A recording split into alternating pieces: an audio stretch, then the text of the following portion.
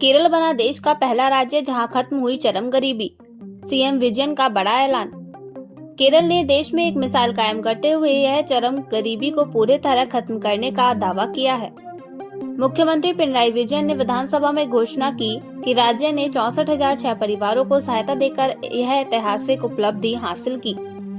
यह एलडीएफ सरकार की नव केरलम योजना का परिणाम बताया जा रहा है। हालांकि विपक्ष ने आंकड़ों की पारदर्शिता पर सवाल उठाए हैं, पर केरल का यह कदम सामाजिक कल्याण के क्षेत्र में बड़ा मील का पत्थर माना जा रहा है। भारत ने आतंकवाद पर पाया काबू। एनएसए अजीत डोभाल बोले, 2013 के बाद कोई बड़ा हमला नहीं। राष्ट्रीय सुरक्षा सलाहकार अजीत डोभाल ने कहा कि भारत में आतंकवाद पर प्रभावी नियंत्रण स्थापित कर लिया गया है। उन्होंने बताया कि जम्मू कश्मीर को छोड़कर देश में आखिरी बड़ा आतंकी हमला वर्ष 2013 में हुआ था। डोभाल ने सरदार पटेल स्मृति व्याख्यान में कहा कि वामपंथी उग्रवाद भी अब कमजोर पड़ चुका है। उनका कहना है कि सरकार के समन्वित प्रयासों और सशक्त खुफिया तंत्र से भारत ने आतंकी नेटवर्क पर निर्णायक चोट पहुंचाई है। आज से शुरू हुई डिजिटल और जाति आधारित जनगणना की तैयारी, लोग खुद भी भर सकेंगे जानकारी।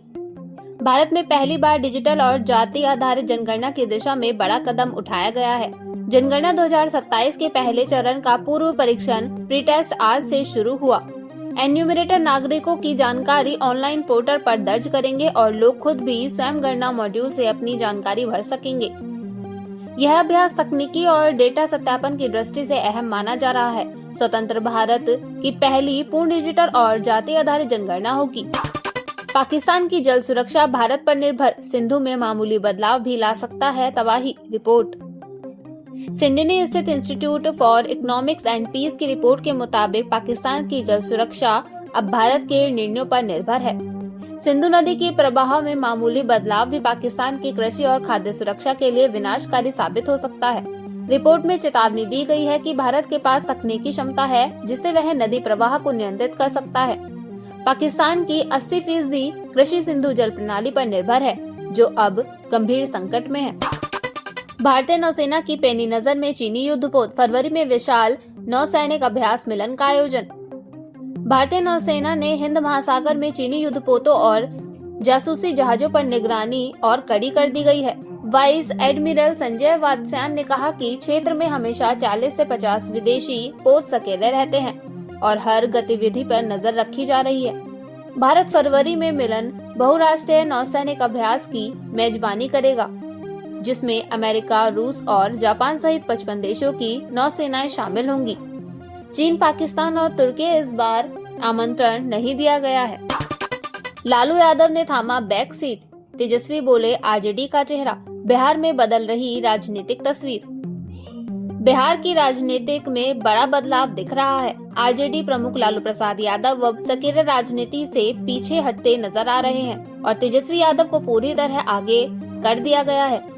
पार्टी के पोस्टरों से लालू की तस्वीरें गायब हैं और तेजस्वी को बिहार का नायक बताया जा रहा है। बेरोजगार, संविदा कर्मियों की सेवा, नियमितीकरण और पलायन रोकने जैसे मुद्दों पर चुनाव अभियान चल रहा है, जिससे जंगल राज की पुरानी छवि बदलने की कोशिश है। गौरव गोगोई पाकिस्तानी एजेंट है, असम सीएम हेमंता शर्मा का बड़ा बयान, दी कानूनी चुनौती। असम के मुख्यमंत्री हेमंता बिस्वा शर्मा ने कांग्रेस सांसद गौरव गोगोई पर गंभीर आरोप लगाते हुए कहा कि वे पाकिस्तानी एजेंट हैं और विदेशी ताकतों ने उन्हें भारत में फ्लांट किया है। शर्मा ने कहा कि वे जल्द ही अपने आरोपों को सबूतों के साथ साबित करेंगे। उन्होंने चुनौती दी है कि अगर गोगोई में हिम्मत है तो मानहानि का मुकदमा दायर करे। शर्मा ने यह भी दावा किया कि गायक जुबिन गर्ग के परिवार को न्याय दिलाने के बाद वे सच्चाई उजागर करेंगे।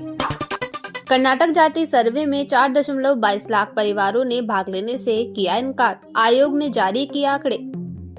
कर्नाटक राज्य पिछड़ा आयोग ने सामाजिक और शैक्षिक सर्वेक्षण को लेकर ताजा आंकड़े जारी किए हैं। रिपोर्ट के मुताबिक करीब 6.13 करोड़ लोग इस सर्वे में शामिल हुए, जबकि 4.22 लाख परिवारों ने भाग लेने से मना कर दिया। वहीं 34.49 लाख घर खाली मिले। कांग्रेस सरकार द्वारा शुरू यह सर्वे 22 सितंबर से 31 अक्टूबर तक चला। यह जाति आधारित सामाजिक सर्वे राज्य की सामाजिक संरचना और कल्याण योजनाओं की दिशा तय करने में अहम भूमिका निभाएगा। भारत का पासपोर्ट हुआ कमजोर, वैश्विक रैंकिंग में 5 पायदान गिरा। अब केवल 57 देशों में visa free. Henley passport index 2025 के अनुसार भारत का पासपोर्ट अब 85वें स्थान पर पहुंच गया है, जो पिछले साल के 80वें स्थान से 5 पायदान नीचे है। भारतीय नागरिक अब केवल 57 देशों में वीजा मुफ्त या वीजा ऑन अराइवल यात्रा कर सकते हैं।